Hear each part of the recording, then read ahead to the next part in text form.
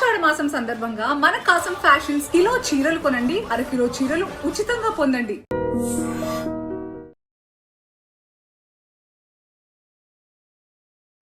నమస్తే, welcome to I dream. నేను Udayasri.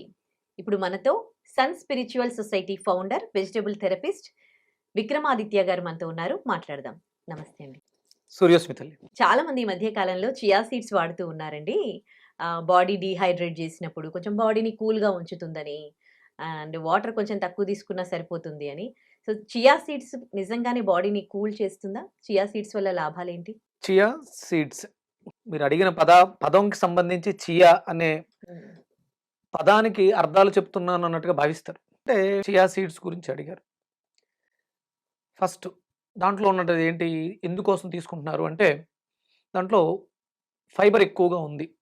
30 grams chia సీడ్స్లో 10 grams వరకు, అంటే మూడొంతులు థర్డ్ పార్ట్ వరకు ఫైబర్ ఉంది.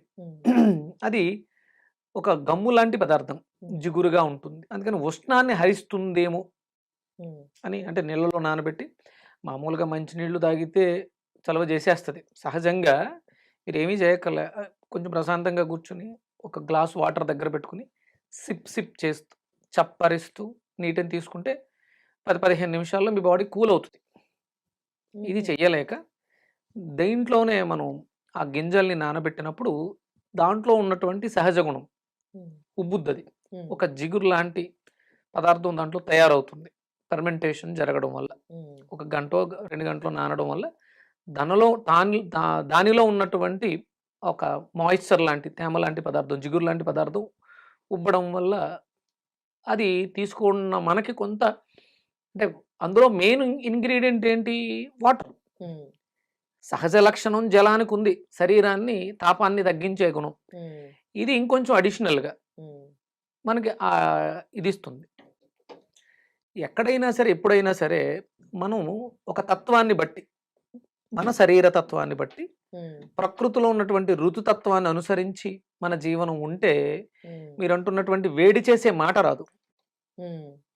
మీరు చేస్తున్నటువంటి పనిలో భాగంగా మీరు తీసుకుంటున్నటువంటి ఆహారం ఆధారపడి ఉండాలి. మీరు తీసుకుంటున్న ఆహారమే మీరు చేస్తున్నటువంటి పని మీకు ఇబ్బంది కలగకుండా ఉంటుంది. ఇప్పుడు మామూలుగా చెప్తారు రోజుకి 5 లీటర్లు నీళ్లు తాగాలి, 4 లీటర్లు తాగాలని చెప్తున్నారు కదా. మీరు ఎండలో పని చేసేవాళ్ళు అనుకోండి, మీరు 4 లీటర్ల నీళ్లు తాగితే మీకేం పెద్ద ఇబ్బంది ఉండదు. మీరు కంప్యూటర్ ముందు కూర్చుని ఏసీ రూముల్లో పని చేస్తూ 4 లీటర్ల నీళ్లు తాగారనుకోండి, ఏమవుతుంది, యూరిన్కి వెళ్ళటం, కిడ్నీలు ఇబ్బంది పడడం జరుగుతుంది. మీరు ఏసీ రూమ్లో చల్లటి పనిలో ఉన్నారు, ఇక్కడ మీకు నీళ్లు అవసరం లేదు. కానీ ఎండలో పని చేసేవాడికి 4 లీటర్లు సరిపోకపోవచ్చు. రోజు చేసే పని 4 లీటర్లు సరిపోదు. అది శీతాకాలం ఆ పని చేస్తే పెద్దగా వాటర్ అవసరం లేదు, అప్పుడు 4 లీటర్లు తీసుకోలేడు. అది వర్షాకాలం పనిలో చేసినా అంత నీరు అవసరం ఉండదు. అదే ఎండాకాలం చేస్తే 4 లీటర్లు సరిపో 6 లీటర్ అవసరం ఉంటుంది. అప్పుడు 4 లీటర్లు తీసుకోవడం ఎంత తప్పు. మనం ఏసీ రూముల్లో కంప్యూటర్ ముందు కూర్చుని ఇది ఒక ప్రమాణంగా 4 లీటర్లు తాగాలి, 3 లీటర్లు తాగాలి అనే ప్రమాణాన్ని తీసుకోవడం కూడా అంతే తప్పు. అలాగే ఏదైనా ఒక పదార్థం చలువ చేస్తుంది అనుకోవడం భ్రమ. చియా సీడ్స్ అనేవి ఒక ఔషధం. అంటే మనకి ఇప్పుడు మనం చియా సీడ్స్ గురించి మాట్లాడుతున్నాం. సహజంగా భారతదేశంలో తులసి గింజలు, సబ్జా గింజలు అంటారు. సబ్జా అంటే తులసి జాతికి చెందింది. అది తులసి ఆరోగ్య ప్రదాయిని. మనలో ఉండేటువంటి anti bacterial, anti fungal, anti viral ఇలాంటి వాటికి తులసి, బాసిల్లస్ ఏదో చెప్తారు, దాన్ని బొటానికల్ నేమ్లో పెట్టి చెప్తారు. దానికి ఉన్నటువంటి ఔషధ గుణాలు ఈ చియా సీడ్స్ అనేవి మనవి కాదు అసలు. తులసి గింజలు, ఇది ఒక తులసి ఫ్యామిలీకి చెందినటువంటి దాంట్లో సబ్జా అది తెలుగులో విడదీస్తే మనకి దాంట్లో ఉన్నటువంటి గుణగణాలు మొత్తం వచ్చేస్తాయి. మన ఆరోగ్యానికి ఏ రకమైనటువంటి మేలు చేస్తుందో కూడా వస్తుంది. చియా అంటే మన లాంగ్వేజ్ కాదు, అక్కడ వాళ్ళ పరిభాష, వాళ్ళ దానికి అర్థం వేరే ఉంటుంది. ఇది దిగుమతి చేసుకున్నటువంటి పదార్థం.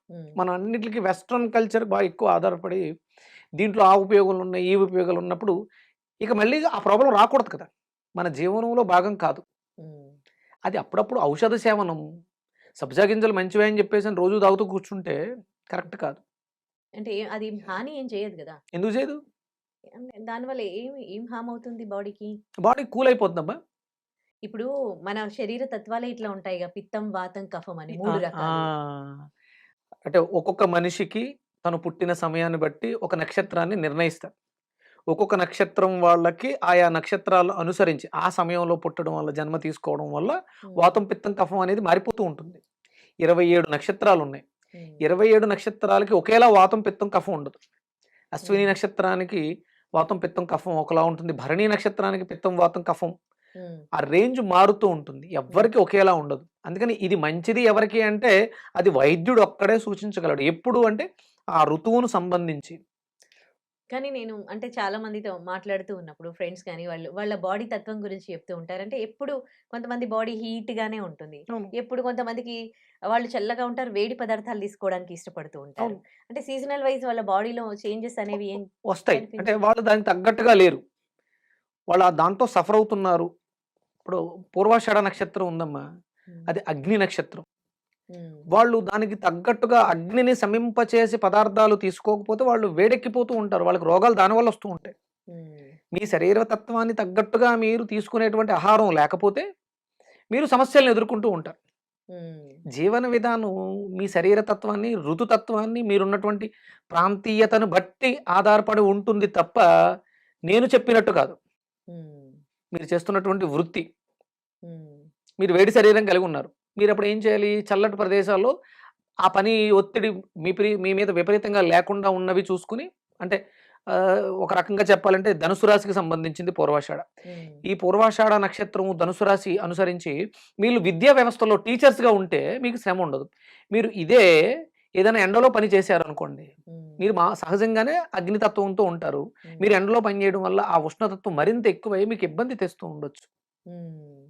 అందుకే ఇవి వాడుతూ ఉన్నారు. ఇప్పుడు మీలాగా వాళ్ళు పుట్టిన టైం తెలిసి, వాళ్ళు కెరీర్ పరంగా ఈ జాబ్ చెయ్యాలి అనంటే మీలాంటి వాళ్ళకి తెలుసు. అందరికీ తెలీదు ఆ! కదా! సో, అప్పుడంటే ఆబ్వియస్‌లీ మనం మీ ప్రాంతంలో, మీ ఏరియా మీరు నివసిస్తున్నటువంటి ప్రాంతంలో ఏమి పండుతున్నాయి? హ్మ్. అవి మీకు సూటబుల్. ఓకే. దిగుమతి చేసుకున్నవి కాదు. హుహు. అంటే మనము అంటే శరీరం అందరిది ఒకటే గదా! ఇప్పుడు ఇక్కడున్న అస వాళ్ళది వాళ్ళు కాదు. మనుషులే, మనము కాదు. మనుషులమే గదా! ప్రాంతీయత. ఇప్పుడు మనకిక్కడ శీతాకాలం. అమెరికాలో శీతాకాలం ఉంటుందా? హ్మ్. ఇది ఈస్ట్ తూర్పు. ఉండదు. తూర్పున సూర్య ఆఫ్‌కోర్స్ ఉండదు. దాన్ని అవును. బట్టి అక్కడ పదార్థాలు అందుకని ఆ ప్రాంతంలో పండే పదార్థాలు ఆ ప్రాంతంలో పండుతాయి వాళ్ళకి మాత్రమే. మీరు నివసిస్తున్నటువంటి భారతదేశ భౌగోళిక అంశాలను దృష్టిలో పెట్టుకొని ఇక్కడున్నటువంటి పండే సీజనల్ అన్నీ ఒకేసారి పండవు. హ్మ్. మనకి ఉష్ణం అధికంగా ఉంటుంది. కానీ హ్మ్. ఎండాకాలమే మామిడికాయలు కాస్తాయి. హ్మ్. అవును. ఎందుకు అంటే ఉష్ణైన శీతలం అనేది మనకి పనిచేస్తుంది. వాళ్ళకి పనిచేయదు. మనం విపరీతమైనటువంటి గొడ్డు కారం తింటాం. వాళ్ళు తినలేరు. హ్మ్. అందరూ మనుషులమేగా. మిరియాలు మనం కొరికి తినగలం. చారులో యేసుకుంటాం. వాళ్ళు తినగలరా? హుహు. తినలేరు. ఉస్ ఉస్ ఉస్ అంటారు. ఎందుకని మరి ఒకటేగా. ఒకటే అలవాటు నాలిక, వాళ్ళకి. ఒకటే పళ్ళు కాదు. ప్రాంతీయత. అక్కడున్నటువంటి వాతావరణం. అలా జీవన విధానం లేదు కాబట్టే ఇప్పుడు సమస్యలెక్కువయ్యి మనం ఇబ్బంది పడుతూ ఏమున్నాయా అని ఆలోచిస్తున్నాం. ఔషధ సేవనం ఎప్పుడు పరిస్థితులకు అనుగుణంగా లేనప్పుడు మనకు తెలియకుండా వచ్చేటువంటి సమస్యల్ని ఎదుర్కోవడానికి. అంతే. అది 15% కానీ 85% నీ రోగం నీ చేతిలో ఉంటుంది. నీ హ్మ్. కంట్రోల్‌లో ఉంటుంది. హ్మ్. 15% మాత్రమే ఒక ప్రత్యేకమైనటువంటి నైపుణ్యం కలిగినటువంటి బిషక్ అంటే వైద్యుడి దగ్గర తన అవసరం ఉంటుంది. మరిప్పుడు చాలా ఫ్రూట్స్ కూడా ఇంపోర్ట్ చేసుకుంటున్నారు. లెట్యూస్ అని, ఇంకా బ్రోకోలీ అని, ఇవన్నీ వీళ్ళు డైట్ ఫుడ్ అని ఇవన్నీ తింటూ ఉన్నారు నో గదా! అవన్నీ use, no use, no use. Hmm. అంటే ఒక సిస్టమ్ సాఫ్ట్‌వేర్ తయారు చేసి ఉంచారమ్మా. ఒక సిస్టమ్ పెట్టారు. దాంట్లో ఏవైతే హార్డ్ డ్రైవ్స్ ఉన్నాయో అవి పెట్టినప్పుడు మాత్రమే ప్లే అవుతాయి అంతేగా. అవును. మీ డీఎన్ఏలో భారతదేశంలో జన్మ తీసుకున్నప్పుడు మీ తాత ముత్తాతలు ఏవైతే తిన్నారో ఆ తాలూకు చిప్ మాత్రమే లోపల రికార్డ్ అయి ఉంటుంది. అవి తిన్నప్పుడు ఇది మామిడి పండు, ఇది మా పూర్వీకుల డీఎన్ఏ నుంచి వచ్చింది. కాబట్టి అది యాక్సెప్ట్ చేస్తది. మిగతావన్నీ కూడా డస్ట్‌బిన్‌లో ఏసినట్టే. ఒకవేళ ఇటు నుంచి గూడా మన వాళ్ళు అమెరికాకెళ్ళి చాలా మంది అక్కడ ఉంటున్నారు. మరి వాళ్ళు అక్కడ ఫుడ్ తినాలా? ఇక్కడ ఫుడ్ తినాలా? కొంతకాలం ఇక్కడ నుంచి పట్టుకెళ్ళినటువంటి ఆహారాన్ని తీసుకుంటూ, అక్కడ పదార్థాన్ని కూడా అలవాటు చేసుకోవాలి. అక్కడ ఉంటున్నారు గాబట్టే.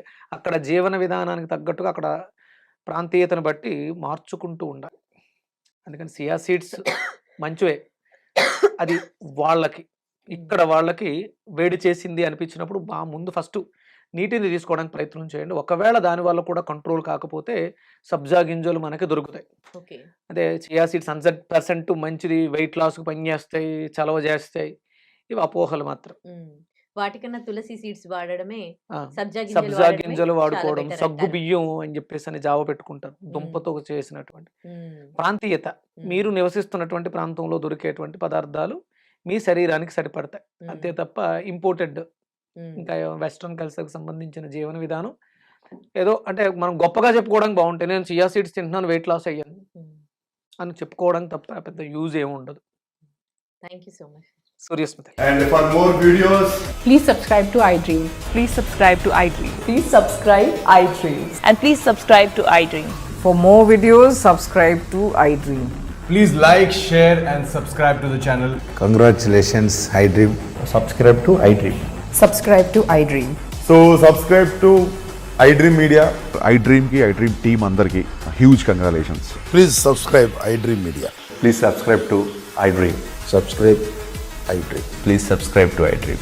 iDream అంటే నా కళల ఛానల్ సబ్స్క్రైబ్ చేసుకున్న నోరు తిరుగుతలేదు, మీరైతే గంట గుర్తు కొట్టండి. For more such videos, please subscribe to iDream.